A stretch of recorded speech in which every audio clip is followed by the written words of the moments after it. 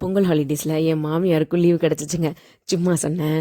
ஆக்சுவலாக என் நாத்தனார் and family அவங்க ஃப்ரெண்ட்ஸ் கூட ஒரு ட்ரிப்பு பிளான் பண்ணி கிளம்பியிருந்தாங்க. ஸோ அங்கே தனியாக இருக்க வேண்டான்னு சொல்லிட்டு அம்மா எங்கள் வீட்டுக்கு வந்தாங்க. சண்டே அவங்க வந்ததுக்கப்புறம் அம்மா வந்துட்டு நாத்தனார் வீட்டுக்கு போயிடுவாங்க. சினிமாவுக்கு போகலான்னு தாங்க பிளான் பண்ணிகிட்டு இருந்தோம். சர்வமாயன்ற மலையாள மூவி தான் ஃபர்ஸ்ட் சாய்ஸாக இருந்துச்சு. நாங்கள் ஆல்ரெடி பார்த்துட்டோம், பட் அம்மா பார்க்கலையா, அதனால அவங்கள கூட்டிகிட்டு போகலாம் அப்படின்னு நினச்சோம்.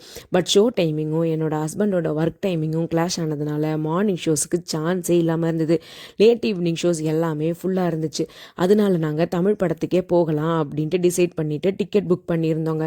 ஆன் த வேல டின்னர் சாப்பிட்டுட்டு போகலான்னு தான் சாப்பிட போனோம். என் ஹஸ்பண்ட் ஆர்டர் பண்ண தோசை வந்துருச்சு. என் மாமியாருக்கு குழிப்பணியாரம் கூட வந்துச்சுங்க.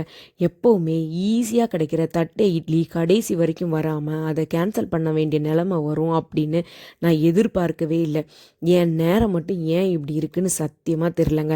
தேட்டரில் போயிட்டு சாப்பிட வேண்டாம்னு சொன்னதே நான் தான். கடைசியில் பசி தாங்க முடியாமல் நேச்சோஸ் வாங்கி சாப்பிட வேண்டியதாக போயிடுச்சு. ட்ரிபிள் டி படத்துக்கு தாங்க போனோம். படம் நிஜமாவே செம காமெடியாக ஜாலியாக இருந்துச்சு. நீங்கள் எந்த படத்துக்கு போனீங்கன்னு சொல்லுங்கள்.